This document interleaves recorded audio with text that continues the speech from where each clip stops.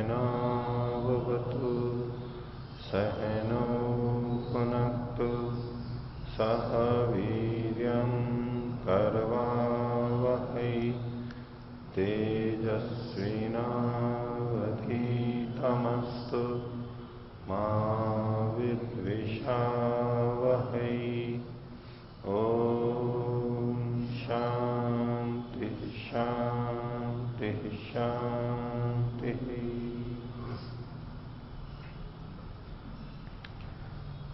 छांदोग्य उपनिषद की 21वीं कक्षा। छांदोग्य उपनिषद के तृतीय प्रपाठक का 17वां खंड कल पूरा हुआ था।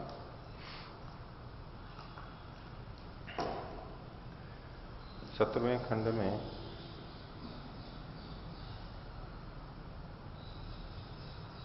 पहले प्रवाक में स यत् अशिशिषति यत् पिपासति यन्न रमते ता अस्य दीक्षा।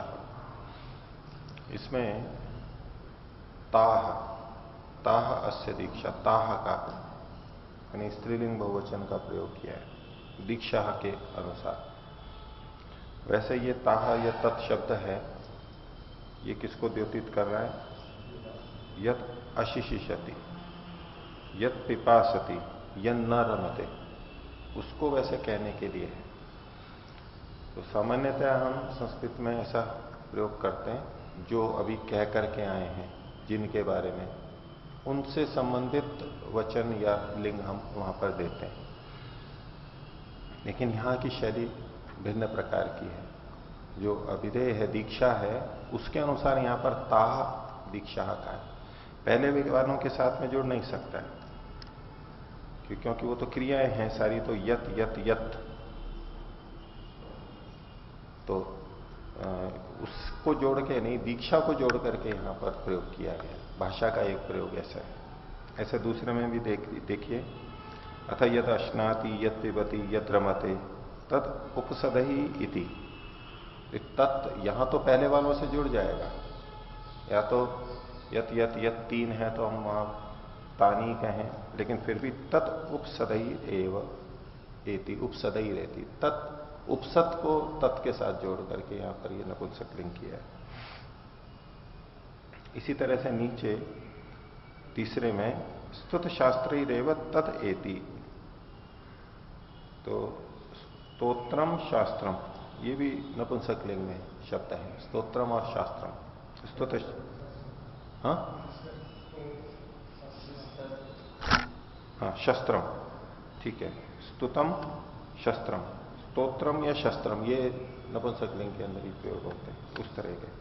इसी तरह चौथे के अंदर कहा ताह अस्य दक्षिणा, अब यहां फिर वही ताह दक्षिणा के अनुसार आ रहा है। अर्थात जो कहा गया उसको सर्वनाम में उसके अनुसार लिंग विभक्ति न होकर के जिसको कहा आगे जो कहा जाने वाली चीज है उसके अनुसार यहां पर प्रयोग किया गया है। इसी तरह से पांचवें में देखिए, तन मरणम एव अस्य अवक्षितः, तन मरणम तत्मरणम। ठीक, तो छांदोग्य उपनिषद में हम जो अभी देख रहे हैं, उद्गीत का, साम का, ब्रह्म का, कुल मिला के ब्रह्म को लेकर के परमात्मा के बारे में बहुत सारी बातें की जा रही हैं। और ब्रह्म जैसी और वस्तुओं को इस संसार में बताया जा रहा है, ये भी बहुत महत्वपूर्ण है। इस तरह के वर्णन आते हैं। तो मुख्य प्रयोजन ब्रह्म को बताना, लेकिन जैसे ब्रह्म बहुत बड़ा है, उससे हम बहुत लाभ उठाते हैं, उसके प्रति श्रद्धा रखते हैं, तो उसकी बनी हुई चीजें भी बहुत बड़ी बड़ी हैं, ब्रह्म हैं, हमारे लिए बहुत हितकर हैं। इस दृष्टि से उन वस्तुओं को ही ब्रह्म रूप में कह दिया जाता है। परमात्मा की बनाई हुई चीज भी परमात्मा सदृश अनुपम है। ऐसे परमात्मा अनुपम है, उसकी तुलना किसी से नहीं हो सकती, लेकिन फिर भी समझने समझाने के लिए उपमाएं दी जाती हैं। और उसकी बनाई हुई वस्तुएं परमात्मा जैसी नहीं है। परमात्मा जैसी सर्वगुण संपन्न नहीं है, लेकिन फिर भी वो बहुत अच्छी हैं, बहुत श्रेष्ठ हैं, क्योंकि उसकी रचना है, ब्रह्म की रचना है, श्रेष्ठ की रचना है, वो श्रेष्ठ ही होंगी। इस बात को प्रतिपादित करने के लिए भी कुछ वर्णन यहां पर हैं, जैसा कि अब देखेंगे। तो ऐसा करते हुए भी ब्रह्म की ही श्रेष्ठता प्रतिपादित की जा रही है। उससे निर्मित वस्तु, उसने जिन चीजों को बनाया वो बहुत श्रेष्ठ है। जब हम उसकी कलाकृति को, रचना को श्रेष्ठ बताते हैं, तो एक तरह से हम उसी ब्रह्म की प्रशंसा कर रहे हैं। तो ब्रह्म की प्रशंसा, ब्रह्म की स्तुति, उसी के बारे में चिंतन, एक तो ये प्रयोजन हुआ ही। इसके साथ साथ दूसरा प्रयोजन ये भी यहां होता है कि ब्रह्म को जैसे हम महत्वपूर्ण मानते हैं, ऐसे उससे निर्मित, उसके द्वारा बनाई हुई वस्तुओं, पदार्थों को भी महत्वपूर्ण समझें, उसको हल्का ना लें, वो भी श्रेष्ठ है। ये भी भाव इसके साथ साथ जुड़ा हुआ रहता है। तो तृतीय प्रपाठक का 18वां खंड देखिए। प्रथम प्रवाक में कहते हैं, मनो ब्रह्म इति उपासित। ये जो मन है हमारा अंदर, मनन का साधन, चिंतन का साधन, उसको ब्रह्म के समान उपासना करें। मन को ब्रह्म ऐसा उपासना करें। मनो ब्रह्म इति उपासित। जैसे कई बार आदित्य को कह देते हैं, यहां मन को कहा। अब केवल इस शब्द को ही ले लेंगे, इस वाक्य को ले लेंगे, तुम्हें लगेगा कि ये मन भी ब्रह्म ही है। देखो, मन को ब्रह्म कहा जा रहा है, या तो मन ब्रह्म से बना है या मन ब्रह्म ही है। मन को ही ब्रह्म मान करके चले। तो अगर मन ही ब्रह्म है तो एक अलग दृष्टि हो गई। और दूसरा, अगर यूं कहे कि देखो, मन को ही ब्रह्म मान करके उपासना करने का उपदेश दिया जा रहा है, मन ब्रह्म है नहीं, लेकिन उसको ब्रह्म के समान समझा जा रहा है। लोक में मन को ही सबसे बड़ा मान करके चलते हैं, परमात्मा को वो मानते ही नहीं, बस मन ही सब कुछ है, ऐसा करके चलते हैं। दूसरा, जो मन को ब्रह्म मान लेता है, तो यह अविद्या है, मिथ्या ज्ञान है। मन को तो मन ही मानना चाहिए, लेकिन मन को भी ब्रह्म माना जा रहा है, तो ये जैसे अविद्या की ओर हमें ले जा रहे हैं, गलत उपासना की तरफ ले जा रहे हैं, ऐसी प्रतीति होती है। आदित्य को ब्रह्म माने, जैसे कि मिथ्या ज्ञान दिया जा रहा है, गलत चीज बताई जा रही है। इससे क्या होगा? ऐसी क्यों गलत चीजें यहां बताई जा रही हैं? एक आरोप आ जाता है कि गलत बताया जा रहा है, जबकि हम इनसे अपेक्षा नहीं करते, तो सत्य ज्ञान ही बताएंगे। तो ऐसा अर्थ हमें यहां नहीं देना है। और कई इन चीजों के आधार पर कहते हैं कि देखो, उपनिषदों में भी लिखा है, आदित्य को ब्रह्म कहा है, मन को ब्रह्म कहा है। तो जड़ वस्तुओं को ब्रह्म मानना, परमात्मा मानने की परंपरा तो हमारे शास्त्रों में भी है। इससे फिर वो अन्य अन्य इनको प्रतीकोपासना कह देते हैं, प्रतीक के रूप में उपासना। ब्रह्म को ब्रह्म जैसा किसी और को मान लिया, उसको ब्रह्म की तरह समझ लिया और उसकी उपासना करने लगे। ये प्रतीकोपासना और यही प्रतिमा उपासना पे चला जाता है कि प्रतिमा भी तो प्रतीक ही है उस परमात्मा का, उसका प्रतीक मान लिया है, संकेत मान लिया है, और मूर्ति की उपासना करते हैं, उससे ब्रह्म की उपासना की जा सकती है। भले ही मूर्ति ब्रह्म नहीं है, लेकिन फिर भी ऐसी प्रतीकोपासना की जा सकती है। चित्र को लेके, मूर्ति को लेके, देखो उपनिषदों में भी लिखा हुआ है, ये मन का है, आदित्य का है, और कितनी चीजों के लिए ब्रह्म शब्द का प्रयोग कर दिया जाता है। तो इन शब्दों को देख करके, वाक्यों को देख करके ऐसी ऐसी बहुत सारी चीजें आ सकती हैं, और मन में प्रश्न खड़े होंगे, शंका खड़ी होगी। यहां का जो तात्पर्य मुझे समझ में आता है वो ये कि जो दो बातें मैंने पहले बताई, एक तो ये परमात्मा के द्वारा निर्मित हैं, परमात्मा जैसे ब्रह्म है, बड़ा है, श्रेष्ठ है, ऐसे ये वस्तुएं भी श्रेष्ठ हैं उसकी बनाई हुई, इनमें दोष नहीं देखो। बहुत अच्छी चीजें उसने बनाई हैं, जब वो अच्छा है तो उसकी बनाई हुई चीजें भी अत्युत्तम है, सर्वश्रेष्ठ है, इससे अच्छी नहीं बन सकती। इस रूप में देखना, ये ब्रह्म के समान है। ब्रह्म है मतलब ब्रह्म के समान है, जैसे वो श्रेष्ठ है, बड़ी है, महत्वपूर्ण है, वैसे ये भी बड़ी महत्वपूर्ण है। एक ये भाव इस रूप में भाषा में प्रयोग हो सकता है। कि मन क्या है? ब्रह्म है। आदित्य क्या है? ब्रह्म है। अब वो आक्षेप नहीं आएंगे जो पहले हम सोचते हैं कि ब्रह्म को ये कैसे कह दिया, और इसी को मन को और आदित्य को ब्रह्म कह करके कह रहे हैं, तो ये उल्टी उपासना होगी। जो है नहीं उसको वैसा कह रहे हैं, तो ये अभिधा में कथन नहीं है। ये तात्पर्य कहा जा रहा है उसको बड़ा माने। अब बड़ा माने उसके समान माने, अब कोई भी इसमें उल्टापन दिखता ही नहीं है। तो परमात्मा की बनाई हुई चीज परमात्मा के समान श्रेष्ठ है, उसकी रचना है, वो हल्की कैसे हो सकती है? और इन श्रेष्ठ रचनाओं को भी हमें महत्व देना है। वो केवल ब्रह्म परमात्मा तक ही सीमित ना रह जाए, उसकी बनाई हुई चीजों का यथोचित उपयोग करें और उन्नति करें, इनको भी ऐसा महत्व दें। इसकी तरफ हमारा संकेत हो गया। और इन बड़ी बड़ी चीजों को देख करके, महत्वपूर्ण चीजों को देख के, उपयोग करके, इसके बनाने वाले का के प्रति हमारे मन में भाव जगे, ये हो गया। अब ये वैदिक दृष्टि से हो जाता है, इसमें कुछ भी विपरीत नहीं लगता। तो मनो ब्रह्म इति उपासिता, मन ब्रह्म है ऐसी उपासना करें। अब सीधे सीधे उपासना का अर्थ हम ये लें कि भाई ध्यान में बैठ करके और उसका चिंतन करेगा। जैसे उपासना करते हैं, जप करेगा, उसके गुणों का वर्णन करेगा, स्तुति प्रार्थना करेगा, तो जैसे ब्रह्म की उपासना करते हैं, स्तुति करते हैं, ऐसे मन की करने लग जाए वहां। उस तरह का तात्पर्य नहीं। उपासना मतलब उसका सेवन करना है, उसका उपयोग लेना है। तो मन को ब्रह्म के समान समझे, मनो ब्रह्म इति उपासित है। मन को ब्रह्म के समान समझे, श्रेष्ठ समझे, उसकी रचना समझे। इति अध्यात्मम, ये आध्यात्मिक कथन हुआ। दो तरह से व्याख्याएं, तीन तरह से होती, आध्यात्मिक और आधिदैविक, दो तरह से व्याख्याएं बहुत जगह प्रचलित है हमारे शास्त्रों में। तो आध्यात्मिक मतलब हमारे शरीर और इस अंदर अपने से संबंधित कुछ वर्णन करते हैं।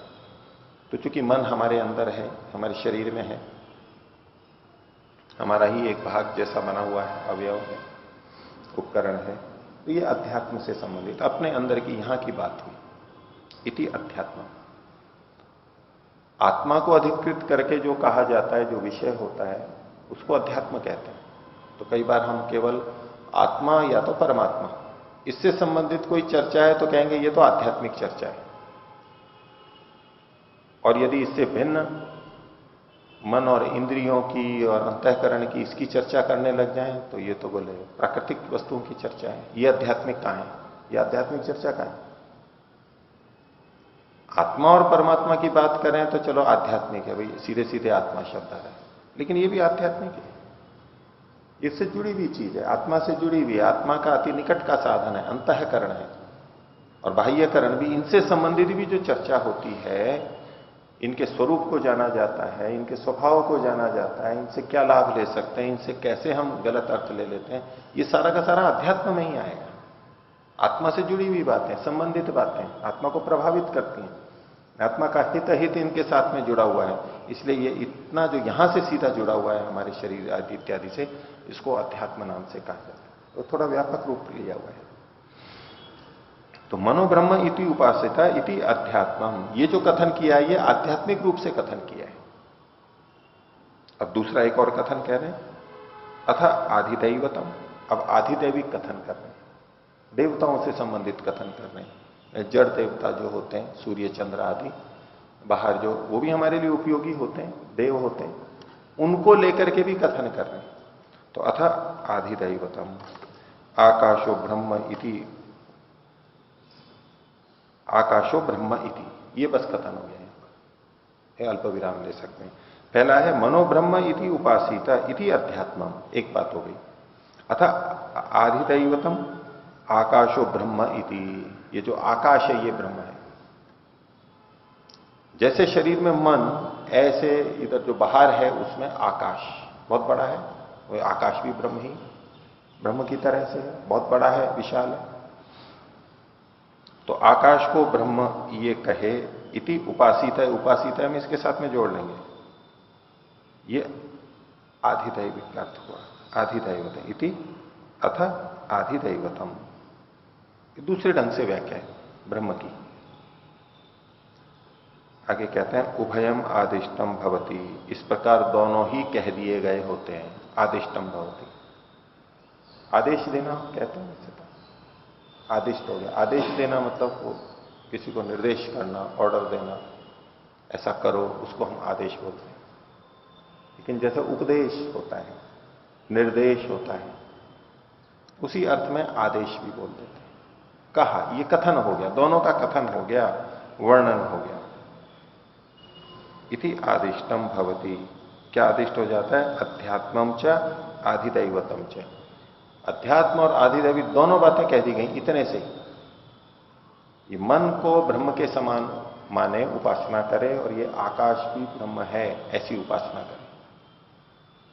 इतनी विशालता से, इतनी विशालता से, कितना बड़ा आकाश है, बहुत बड़ा आकाश है, कोई सीमा और छोर नहीं है। परमात्मा की भी उपासना इस रूप में की जाती है, अनंत में समापत्ति। अनंत समापत्ति से चित्त की वृत्तियों को रोका जाता है, स्थापित किया जाता है, योग दर्शन में भी है। अब आकाश की हम परिकल्पना करें कि क्या और छोर है, आकाश का क्या स्वरूप है, हम सोचेंगे हाँ ये बीच का खाली स्थान है। अब उसके और छोर को देखने लगे तो कहां तक जाएंगे हम? कितना भी चले जाओ, कितना भी चले जाओ, कोई समाप्ति दिखेगी क्या उसकी? चलते जाओ, चलते जाओ। लोक लोकांतर भी आ रहे हैं तो वो सब उसी आकाश में है, एक खाली जगह में है, यहां पर इस रूप में। इस आकाश में भी व्यापक जो रिक्त स्थान जैसा हमें दिखता है, कोई सीमा ही नहीं है उसकी, कोई और छोर ही नहीं है। परमात्मा की भी उपासना करते हैं, ध्यान करते हैं, तो वो भी इसी तरह से, तो कोई और छोर ही नहीं है उसका। तो अंदर मन का और बाहर आकाश का। अब ये मन की भी हम करने लगे तो मन में क्या और छोर दिखाई देता है? मन का, विचारों का कोई और छोर दिखाई देता है? कितने विचार करते जाओ इस सीमा में, ये विषय वो विषय, जैसे कि पता नहीं कितना बड़ा हो मन, कितना व्यापक हो, कोई सीमा ही नहीं है, महत्वपूर्ण है बहुत। तो ये अध्यात्म और आधिदैविक, बस इतना जो कहा गया, इससे अध्यात्म और आधिदैविक दोनों कह दिए गए, आदिष्ट हो गए। आगे, तदेतत् चतुष्पाद ब्रह्म। ये जो ब्रह्म वर्णन किया गया, ये 4 पैर वाला है, 4 आधार वाला है।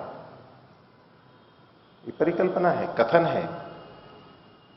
दो ब्रह्म बताए, एक मन ब्रह्म और एक आकाश ब्रह्म। अब इसके आधार क्या है? बोले 4 पैर वाला है, चतुष्पाद है।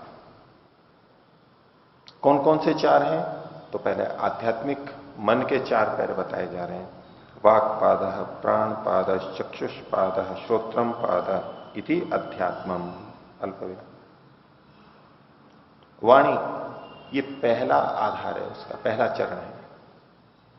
प्राण, ये जो श्वास आदि हम लेते हैं, ये उसका दूसरा प्राण है, दूसरा चरण है, दूसरा आश्रय है। चक्षुष्पाद है, नेत्र उसका एक और चरण है, और श्रोत्र भी उसका एक पैर है। 4 पैर हैं, 4 आश्रय हैं, 4 खंबे हैं।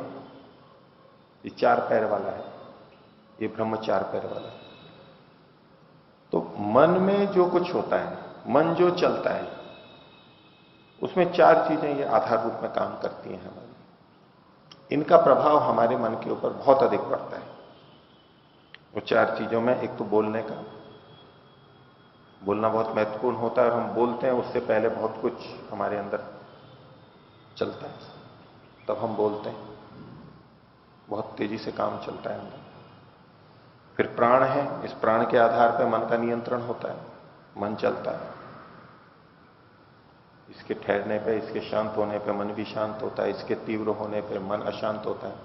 मन अशांत होता है तो ये तेज चलने लग जाता है, तो आपस में संबंध बना हुआ है। और नेत्रों से उसका प्रभाव हमारे मन पे बहुत अधिक होता है। ज्ञानेंद्रिय और श्रोत्र दूसरा ज्ञानेंद्रिय, ये 2 ज्ञानेंद्रियां सबसे अधिक तीव्र हैं, सबसे अधिक हमें संकेत पहुंचाती हैं। यदि मन में इन दोनों से संकेत ना पहुंचे तो मन का चिंतन और क्रिया बहुत कम हो जाएंगे। 2 चीजें रोक दी जाएं अगर, नेत्र और श्रोत्र, और बचपन से ही किसी के ये दोनों नहीं होते। और जिनको कान नहीं होते, यानी कान से सुन नहीं सकते, वो बोल भी नहीं सकते। ये भी एक संबंध है। मूक और बधिर दोनों साथ साथ होते हैं, डीफ एंड डम।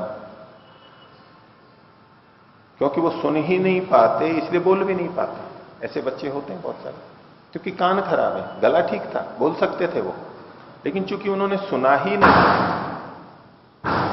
नहीं है इसलिए बोल ही नहीं पाते। क्योंकि वो नकल ही नहीं कर सकते, उन्होंने कैसी बोले, क्या नकल करें। शब्द सुनाई देगा तो कुछ उसकी प्रतिकृति आएगी और हम प्रयास करेंगे और वैसा बोल देते हैं। हम भाषा को ऐसे ही तो सीखते हैं, सुन सुन करके, जैसा सुनते हैं वैसा बोलते हैं। और सुन नहीं रहा है तो बोलना उसका नहीं, तो मुख बधिर हो जाते हैं, बधिर होते हैं वो मुख बन जाते हैं। तो ये मन के चार आधार हैं। एक आश्रय बताए, मन ब्रह्म है, उसकी उपासना करना विशेष है, लेकिन उसके चार आधार हैं, ये सबसे मुख्य चीजें हैं। और अंग स्पर्श भी हम जब करते हैं तो सबसे पहले ओम वाक, ओम प्राण है प्राण, ओम चक्षु चक्षु, और ओम श्रोत्रम श्रोत्र। वही चार चीज उसी क्रम से यहां पर दिया हुआ है।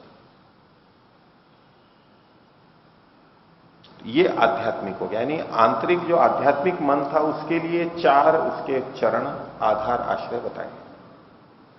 आगे कह रहे हैं अथ आधिदैवतम। अब आधिदैविक जो संसार ब्रह्मांड में है, अंतरिक्ष को बताया था, आकाश को बताया था, अब उसके भी चार चरण। आकाश में ये चार चीजें नहीं हो तो कुछ भी नहीं है। तथा अग्नि ही पादो, अग्नि उसका एक आधार है। ये जो आकाश दिखाई देता है यहां अग्नि सब जगह है, कुछ ना कुछ ऊष्मा अवश्य है वहां पर। वायु पादा, उसमें वायु भी है। इसकी महत्ता, इस आकाश अंतरिक्ष की महत्ता हमारे लिए किस लिए, इसमें वायु है साथ में। आदित्य है पादो, सूर्य भी उसका एक आधार है। और दिशा पाद, दिशाएं भी उसका एक आधार है। अगर दिशाओं का व्यवहार नहीं हो तो आकाश का महत्व हमारे लिए नहीं रहेगा। तो बाह्य रूप से ये चार महत्वपूर्ण चीजें बता दी इन्होंने। तो अग्नि, वायु, आदित्य और दिशाएं।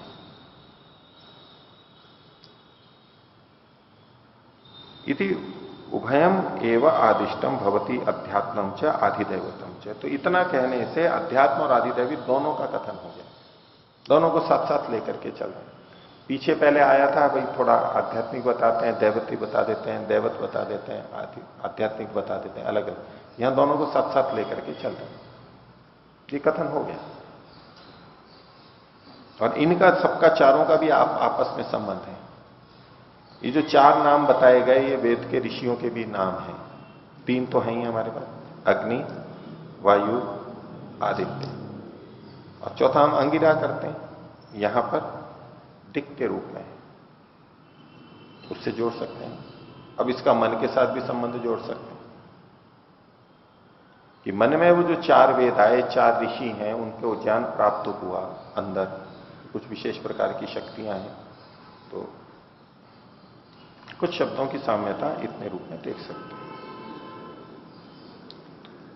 आगे अब पीछे जो इन्होंने आध्यात्मिक रूप से जो चार आश्रय आधार पाद बताए थे वो आकाश में भी बताए, आदिदैविक, इन दोनों का संबंध जोड़ करके बता रहे हैं, दोनों के साथ में जुड़े हुए हैं। तीसरा प्रभाग देखिए, वागेव ब्रह्मणश्च चतुर्थ पाद। वाणी है उस ब्रह्म का, अब ब्रह्म का मतलब मन रूप ब्रह्म का एक चरण है, एक आधार है। सो अग्निना ज्योतिषा भाति च तपति च। और ये जो वाणी है वो अग्नि की ज्योति से प्रकाशित होती है और तप्त होती है, यानी अग्नि का सहयोग वाणी के साथ में जोड़ के बताया, वाणी के साथ में अग्नि का संबंध बताया। व्याकरण आदि में भी कायाग्नि को लिया जाता है। तो आत्मा बुद्धिया समेत्यर्थान मनोयुंक्ते विवक्षा स कायाग्निम आहंति स प्रेरयति मारुतम। और मारुतस्तु उरसीचर, फिर आगे फिर शब्द बन जाते हैं। तो कायाग्नि के रूप में देखें, अग्नि के रूप में देखें, ऊर्जा के रूप में देखें। अगर ऊर्जा नहीं है तो वायु ऊपर नहीं जाएगी, ऊपर नहीं जाएगी तो हम बोल भी नहीं सकते। जो वायु का संचरण हो रहा है फेफड़ों से, यहां जठराग्नि नीचे, कायाग्नि मतलब शरीर की अग्नि, ऊष्मा। जब हमारे मांसपेशियों में संकोच होता है, बल लगता है तब वो हवा बाहर निकलती है, तो वो अग्नि का प्रयोग होता है और वो एक तरह से वायु को आहत करती है, यानी ऊर्जा, ताप, दबाव, वो शक्ति वहां पर लगती है, तब ये हवा जाती है, तो फिर हम बोल पाते हैं।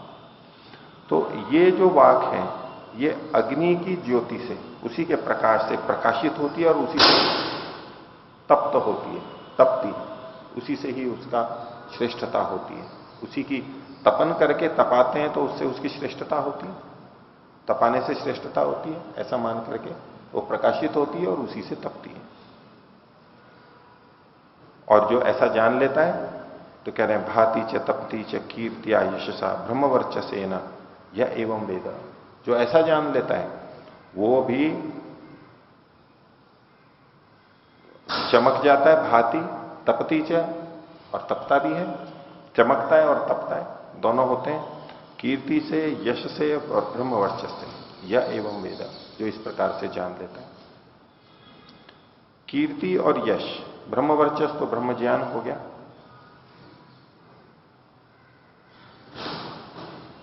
और कीर्ति और यश वैसे हम इसको पर्यायवाची के रूप में लेते हैं कि उसकी बहुत कीर्ति है, उसका बहुत यश है, लेकिन यहां दो अलग अलग शब्द लिखे हैं, या तो उसी की श्रेष्ठता के रूप में हम ले लें, कीर्ति से, यश से, एक ही बात को बोलने के लिए कई बार दो शब्दों का प्रयोग हो जाता है, लेकिन अलग अलग भी थोड़ा सा हम कर सकते हैं इसको।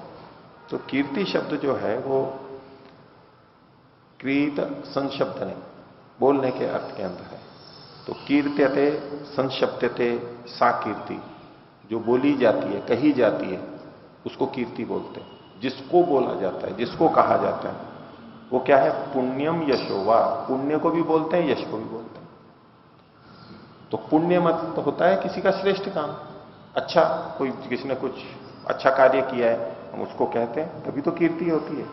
उसको कहा जाता है जिसका वर्णन करते हैं, कीर्तन चलता है, भजन कीर्तन चलता है, तो वहां कुछ बोला जाता है, किसी के बारे में बोला जाता है, तो जिसके बारे में बोला जाता है उसको यहां पर कीर्ति शब्द से हम ले सकते हैं। तो कीर्ति से यानी उसमें पुण्य बढ़ जाते हैं, और यश शब्द उसके भी एक तो कीर्ति वाला अर्थ होता ही है पर्यायवाची के रूप में, दूसरा यश शब्द अश धातु से भी बनाया जाता है, उनादि कोश में अश धातु से बनाया है।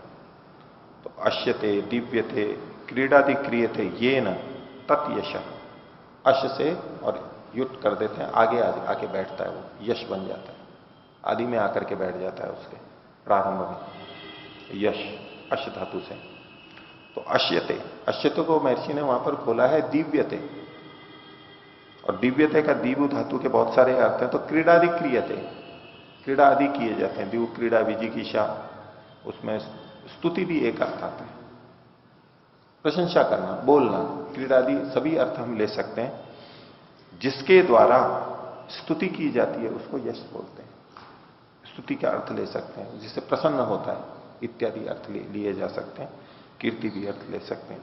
तो जो इस बात को जान लेता है, या एवं वेद, या एवं वेद, जो इसको जान लेता है मतलब मान लेता है, दोनों साथ में जुड़े हुए हैं, स्वीकार कर लेता है, अच्छी तरह पूरी तरह जो जान लेता है, वो अर्थ है यहां पर।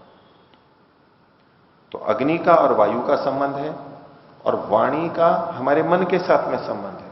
मन का एक आधार वाणी है, वाणी के अनुसार हमारा मन भी इधर उधर बहुत ज्यादा होता है। यद्यपि मन के अनुसार वाणी निकलती है, लेकिन वाणी से जो बोला गया है, अच्छा या बुरा, उसका प्रभाव हमारे मन पर बहुत ज्यादा आता है,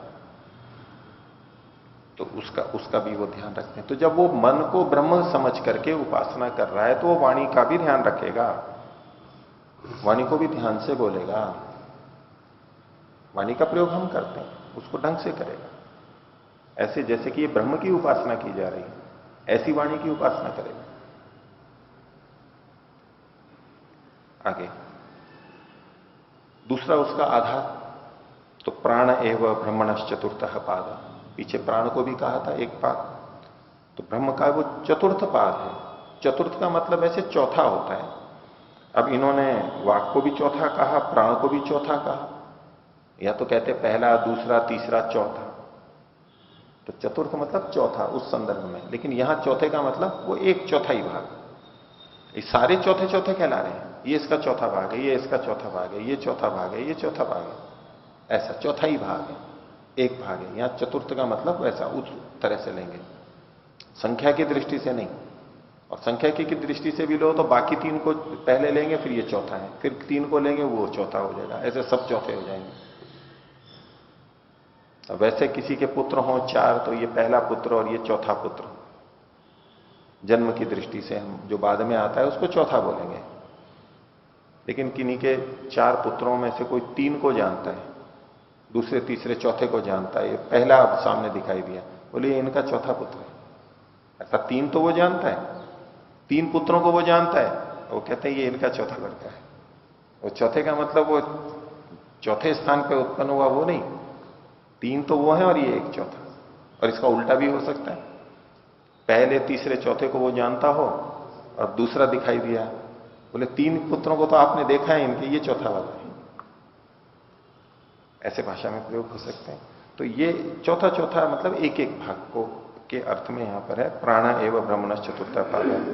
स वायुना ज्योतिषना ज्योतिषा भाति च तपती च। ये जो प्राण है ये कैसे प्रकाशित होता है और तपन करता है, तो बोले वायु के माध्यम से करता है। वायु नहीं होगी तो प्राण कैसे चलेगा? वायु प्राण एक ही बात है एक तरह से। ये जो हमारा जीवन चल रहा है इस वायु के माध्यम से चल रहा है, इस स्थूल वायु के बिना ये हो नहीं सकता। और जब वायु और प्राण को अलग अलग करते हैं तो उसमें वायु मतलब सामान्य वायु, और प्राण का मतलब उसमें जो हमें ऊर्जा देने वाला तत्व है, ऑक्सीजन तत्व, प्राण तत्व, उसको ग्रहण कर लिया जाता है। और वो तो वायु में बहुत कम प्रतिशत में है। लेकिन बाकी चीजें जो हैं 75% तो नाइट्रोजन ही है इसके अंदर, बहुत थोड़ी सी ऑक्सीजन है, कम प्रतिशत में है। लेकिन वो हमारे को कैसे, हमारे को वो प्रकाशित होती है, कैसे मिलती है? तो इस वायु के माध्यम से मिलती है, इस पूरे के माध्यम से। अकेले अकेले ऑक्सीजन का सिलेंडर लगा देते हैं, वो एक तात्कालिक व्यवस्था है। एक सामान्य रूप से जो है तो वायु से ही वो प्राण प्रकाशित होते हैं, तपते हैं। और इस तरह से जो इसको जान लेता है तो भाति च तपती च कीर्त्या यशसा ब्रह्म वर्चसेन या एवं वेद है, जो ऐसा जान लेता है वो भी कीर्ति से और यश से प्रकाशित हो जाता है, तप जाता है, ब्रह्म वर्चस से तप जाता है, उसका भी यश हो जाता है। अर्थ कथन है, प्रशंसा है, स्तुति है। ऐसा करने से लाभ होता है बहुत, ये समझ लेते हैं संबंध को। तो अब इसका हुआ कि हम जो जीवन को धारण करते हैं या श्वास लेते हैं वो बहुत ध्यान से करना चाहिए। ये ब्रह्म की उपासना कर रहे हैं ना, उपासना कर रहे हैं ना ब्रह्म की, मन की। मन की उपासना ऐसे कर रहे हैं, तो जैसे ध्यान काल में हम ब्रह्म की उपासना करते हैं ऐसे इनकी उपासना करनी, इनको भी ध्यान से प्रयोग करना है हमें, सावधानी से। आगे चक्षु एवं ब्रह्मणश्च चतुर्थ पाद, नेत्र को, चक्षु को भी वहां पर एक कहा था और ये भी उसका है। स आदित्य ने ज्योतिषा भाति च तपती च, और ये चक्षु जो है कैसे प्रकाशित होता है और कैसे तपता है? तो आदित्य की ज्योतिष है, सूर्य की ज्योतिष है, प्रकाशित होता है। क्योंकि बिना सूर्य के नेत्र भी काम नहीं कर सकते, सूर्य के प्रकाश में ही नेत्र काम करते हैं। यूं कहने लगे कि भाई बिना सूर्य के भी तो कर सकते हैं, अग्नि जला ली, दीपक जला लिया, विद्युत से किया, उससे भी तो नेत्र काम करते हैं। आदित्य का ही क्यों लिखा है यहां पर? तो ये सब भी आदित्य की ही कृपा से हो रहा है, आदित्य की ही अग्नि है, आदित्य का ही प्रकाश है, साक्षात है या परंपरा से। उसके बिना नेत्र काम नहीं करेंगे, आदित्य का सहयोग होगा, आदित्य का प्रकाश आएगा तब नेत्र काम करते हैं। तो चक्षुरेव ब्रह्मणश्च चतुर्थ पाद सा आदित्य ने ज्योतिषा भाति च तपती च, और जिसने इस संबंध को जान लिया है तो भाति च तपती च कीर्तिया यशसा ब्रह्म वर्चसेन या एवं वेद, जो इसको जान लेता है, इस संबंध को जान लेता है, वो प्रशंसित हो जाता है, वो इनका उपयोग ठीक ढंग से करने लगता है। तो ये भी उपासना की तरह है, मतलब हमें ध्यान से देखना चाहिए। चौथा श्रोत्रमेव ब्रह्मणश्च चतुर्थ पाद, श्रोत्र भी उसका एक पाद है। स दिग्भिर ज्योतिषा भाति च तपती च, और ये जो श्रोत्र है ये कैसे? तो दिशाओं की ज्योति से, उसके प्रकाश से, उसके लाभ से प्रभावित होकर भाति च प्रकाशित होता है और तपता है। अब दिशाएं जो है ये आकाश का ही एक भाग है एक तरह से। दिशाएं जो हैं आकाश से अतिरिक्त क्या है, तो दिशाओं को लेकर के हम आकाश को करते हैं। और इसका श्रोत्र से संबंध है। और श्रोत्र से हम सुनते हैं तो केवल शब्द ही नहीं सुनते, हमें उस शब्द की दिशा भी पता लगती है। ये शब्द किधर से आ रहा है, आगे से, पीछे से, दाएं बाएं से, इसका भी हमें आभास होता है, दिख का भी ज्ञान साथ में होता है। और दिशाओं के बिना अगर हमें केवल शब्द सुनाई दे तो देखिए कितनी विचित्रता होगी। कल्पना करो, अगर दिशाओं का ज्ञान ना हो तो हमारा सुनना कितना अधूरा सा हो जाएगा। केवल शब्द शब्द आए, अधूरापन हो जाएगा, हमें पता ही नहीं लगेगा।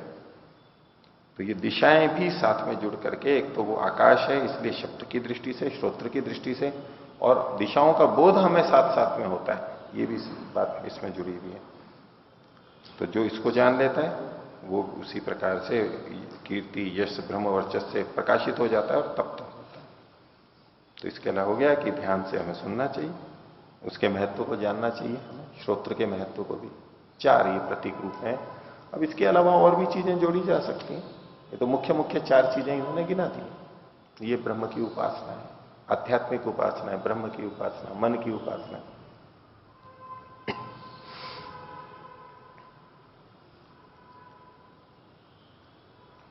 आगे आदित्यो ब्रह्म इति आदेश। अगला अगला ये 19वां खंड है, उसका पहला प्रवाक है, आदित्य ब्रह्म है इति आदेश। ये आदेश है, मानो इस आदित्य को ही ब्रह्म मानो, आदेश दे दिया है, ऑर्डर दे दिया है। ऐसा ही मानना है आपको, ऐसा ही करना है। आदेश है, निर्देश है, कथन है, कुछ भी हो, जैसे सैनिकों के लिए होता है, बस आदेश आ गया वैसा ही करना। आगे क्या है, कुछ भी है, कोई नहीं, बस आदेश मिल गया और वैसा ही करना है। कई सैनिकों के लिए कहा जाता है, इतने अनुशासित होते हैं।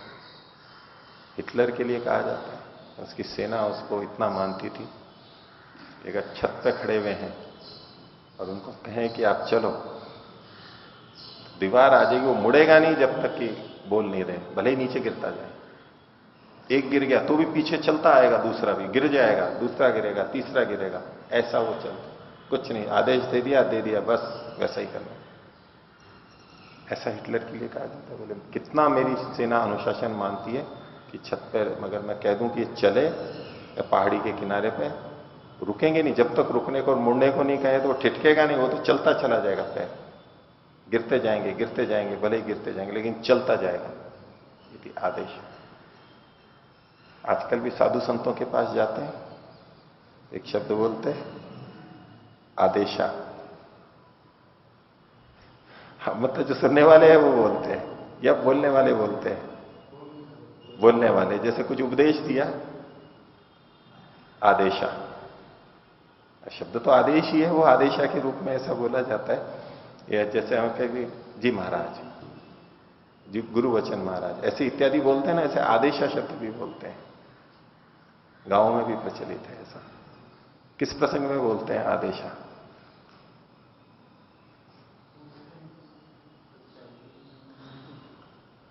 प्रार्थना की, उन्होंने उपदेश दिया, बस कह दिया आदेशा, बस हो गया आदेश। तो बोले आदित्य ब्रह्म यदि आदेश, ये आदित्य ब्रह्म है, बस यार आदेश निकल गया, ऑर्डर निकल गया। आप इसको आदित्य को ही ब्रह्म मानो, कुछ इधर उधर नहीं, कोई सोचने की जरूरत नहीं है। यहां सब जगह वो की वही शंकाएं आएंगी जो मैंने पहले की थी, कि कोई इसका फिर कुछ अर्थ करता है, कोई कुछ अर्थ करता है। इसका तात्पर्य वही लेना है हमें कि ब्रह्म ने बनाया है, ये बहुत महत्वपूर्ण है, हितकारी है, और इसको जान करके हम ब्रह्म को जानते हैं, इस रचना को देख के रचनाकार को जानते हैं। इस तरह से इसके संबंध हमारे को सब जगह ऐसे जहां जहां भी प्रसंग आते हैं लेने होते। तो आदित्यो ब्रह्म इति आदेश, तस्य उपव्याख्यान, बोले उसी की अब व्याख्या कर रहे हैं। ये जो आदित्य है ये ब्रह्म है, ये जो सूर्य दिखाई दे रहा है हमें, हमारा सूर्य हमारे लिए, ये ब्रह्म है। अब इसकी व्याख्या कर रहे हैं। ये आ कहां से गया, आ कहां से गया, इसको ब्रह्म क्यों कह रहे हैं, तो उसका उपव्याख्यान कर रहे हैं और खोल रहे हैं। तो असत एव इदम अग्र आसीत, ये पहले असत था।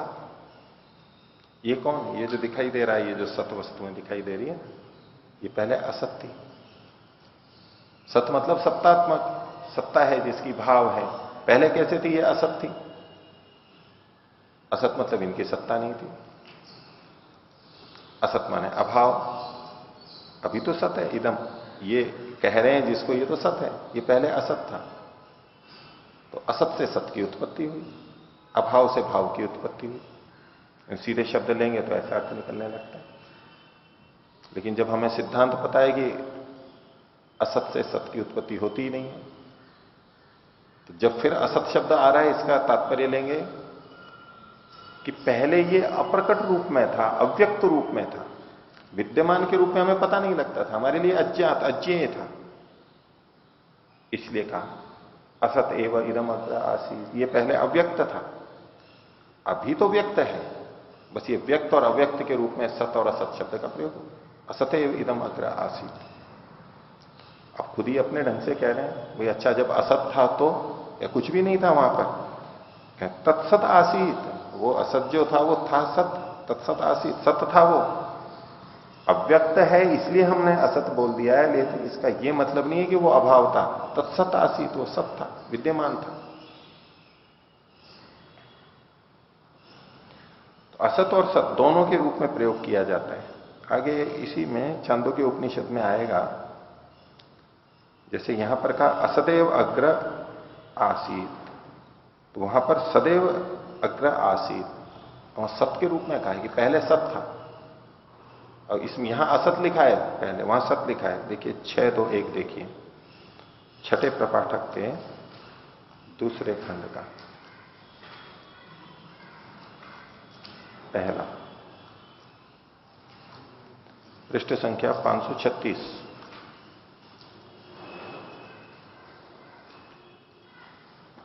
लिखा नीचे पहला प्रवाक है, सदैव सौम्य इदम अग्र आसीत। इस सौम्य पहले ये सत ही था, अब ये सत के रूप में कथन किया जा रहा है, अग्रे पहले। और यहां क्या कह दिया गया? असदैव इदम अग्र आसीत, ये असत था। अभी विरोधी अर्थ में नहीं लेना है हमारे, यहां कुछ कह दिया वहां कुछ कह दिया, इनको पता ही नहीं है कब क्या कह देते हैं। इतना तो वो जानते थे, ये सामान्य व्यक्ति भी जानता है कि मैं क्या लिख रहा हूं ऐसे। तो इनका तात्पर्य था ये जो प्रकृति है, ये व्यक्त है, ये पहले अव्यक्त रूप में थी। तो ये ना सोचे कि ये हमेशा ऐसे ही व्यक्त है। कई लोग ऐसा ही मानते हैं, ये सृष्टि चल रही है ऐसी ही चल रही है, कभी बनी नहीं थी, कभी नहीं बनी थी, ऐसी ही चल रही है, चल रही है चल रही है। अब उसको कोई जने ना उत्पत्ति ना नाश, या उत्पत्ति मानते हैं तो नाश नहीं मानते, या उत्पत्ति नहीं मानते नाश भी मान लेते हैं, ऐसा कुछ भी करते हैं। तो ये पहले अव्यक्त था, तत्सत आसीत, वो वास्तव में सत था, विद्यमान था, वहां पर अव्यक्त होते हुए भी विद्यमान था। तत्समभवत, वो उत्पन्न हुआ। क्या हुआ? तो तदांडम निरवर्तत, वो पहले अंडे के रूप में बना। अब इस आदित्य को ब्रह्म के रूप में कह रहे हैं, अब ये बना कैसे, वो क्या प्रक्रिया रही है, सृष्टि रचना की तरह से कथन कर रहे हैं। तो सबसे पहले क्या हुआ? तद अंडम निरवर्तत, वो जो सत था वो सबसे पहले एक बड़ा अंडा बना, एक गोला बना। अंडा कैसा होता है?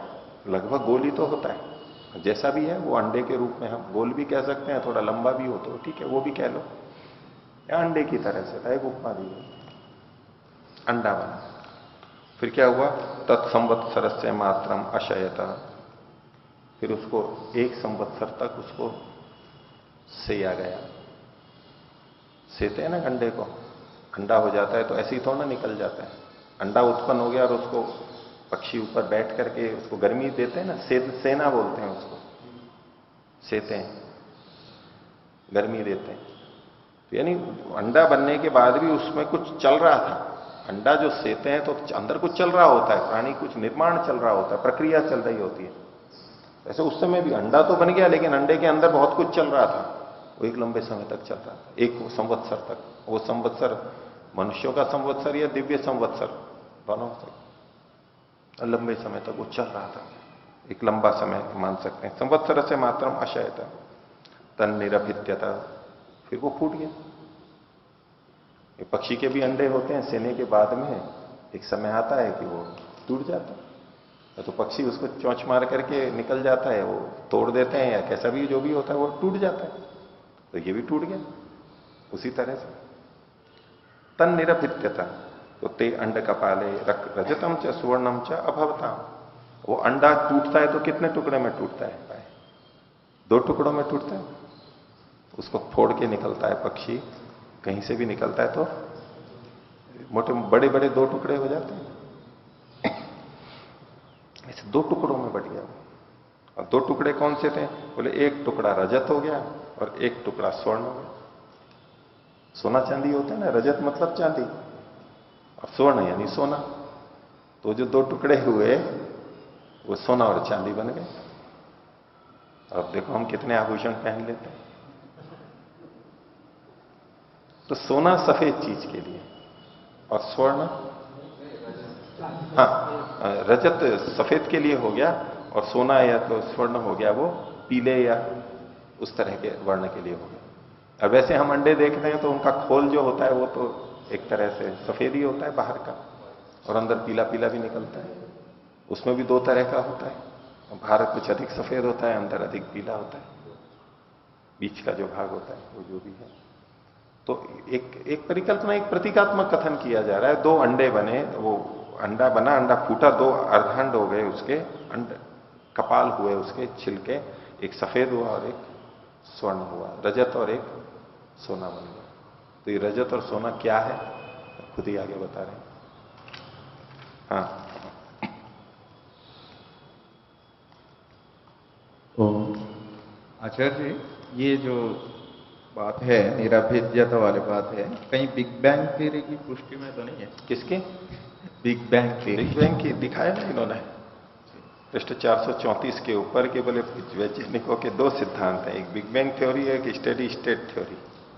उन्होंने बिग बैंग को ये भाष्य में इन्होंने आगे अलग से कोष्टक में लिखा हुआ है, तो वो तो तुलना तो करते हैं। ये तो आप देखिए ना किसका है, आपके सामने भी वर्णन आ रहा है।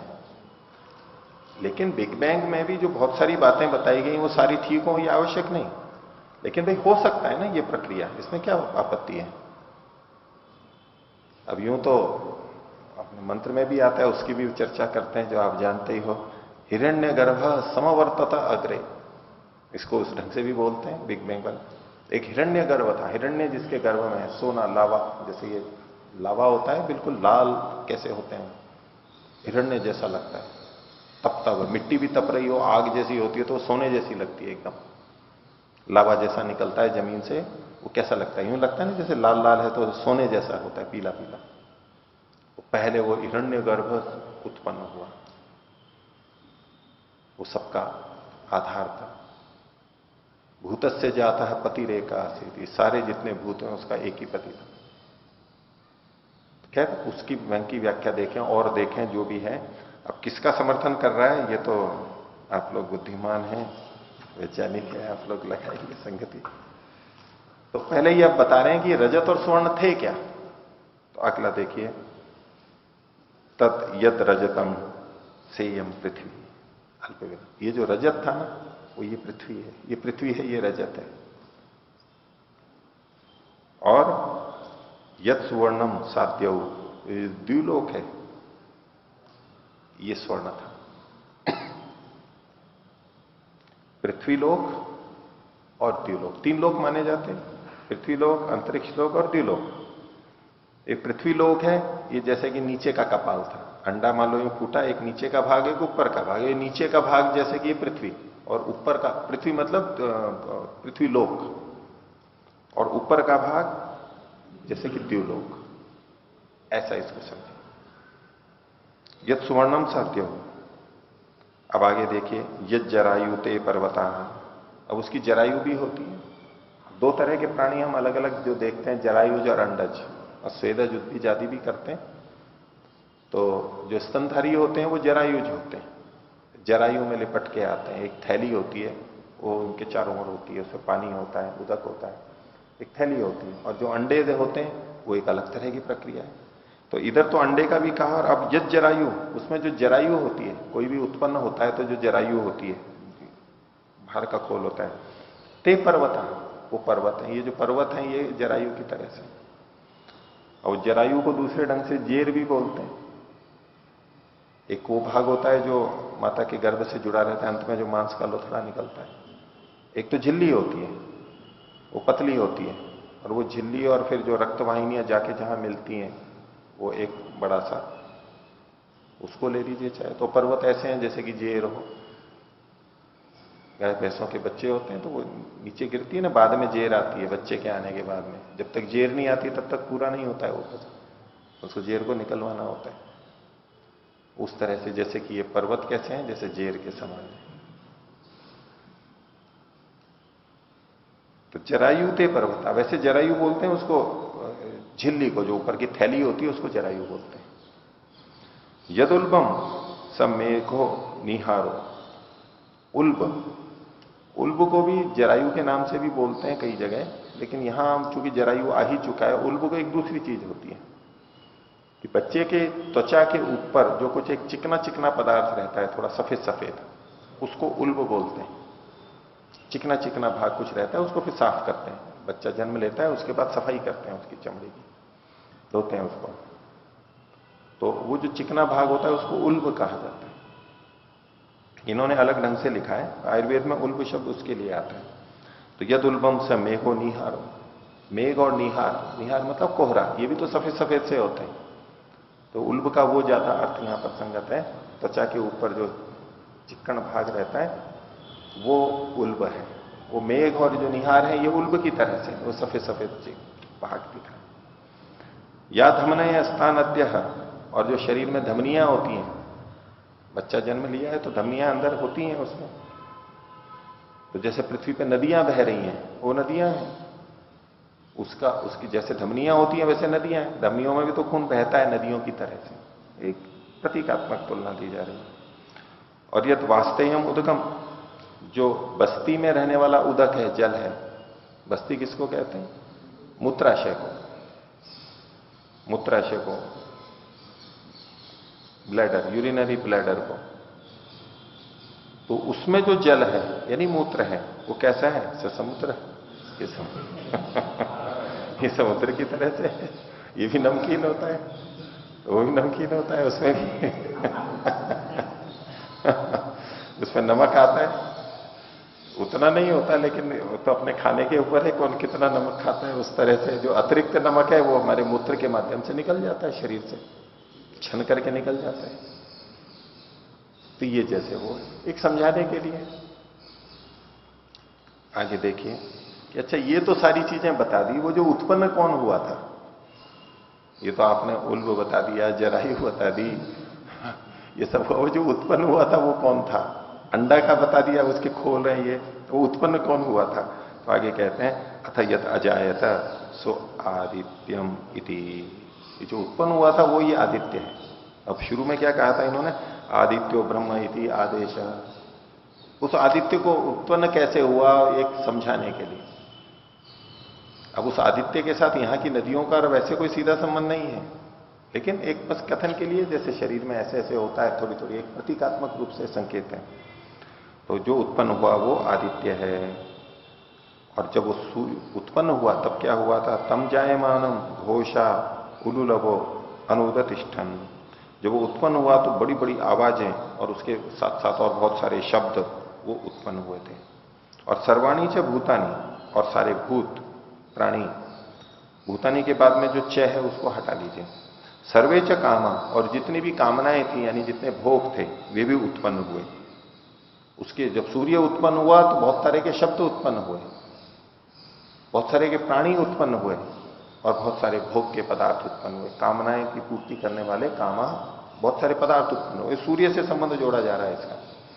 तस्मात, इस कारण से, तस्योदयम प्रति प्रत्यायनम प्रति, तो सूर्य के उदय होने के तरफ और अस्त होने की तरफ। जब जब सूर्य उदय होता है और अस्त होता है तो क्या होता है? घोषा उलुलभो अनुतिष्ठन्ति, बहुत तरह के शब्द होने लग जाते हैं। सुबह सुबह बहुत सारे शब्द होने लग जाते हैं, अलग अलग प्राणी बोलने लगते हैं।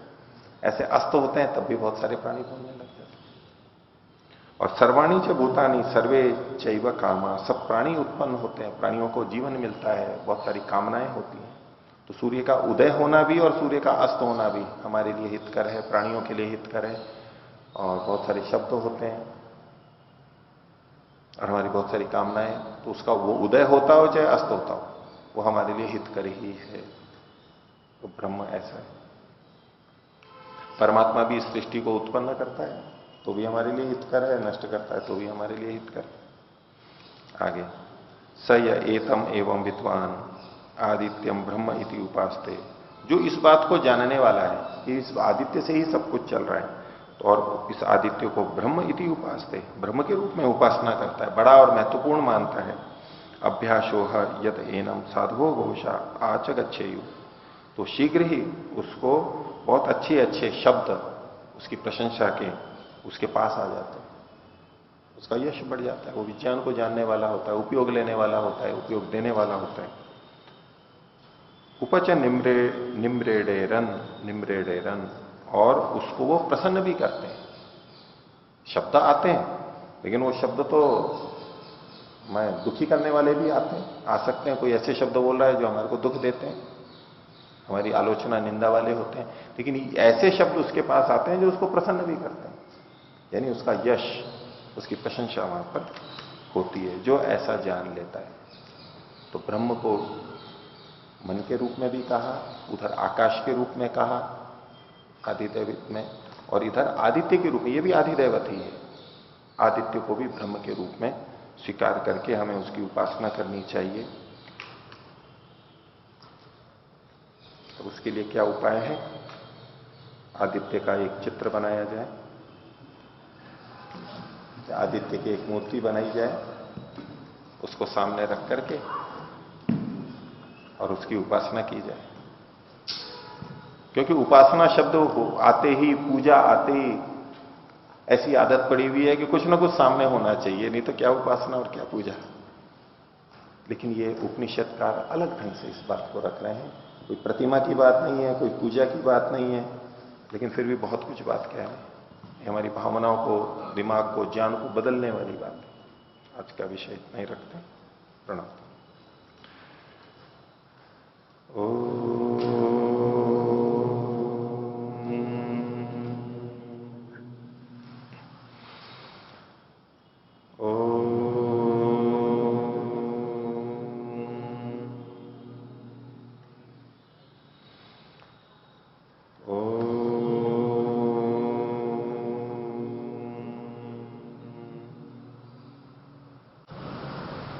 सभी को सादर अभिवादन। ओम शांति।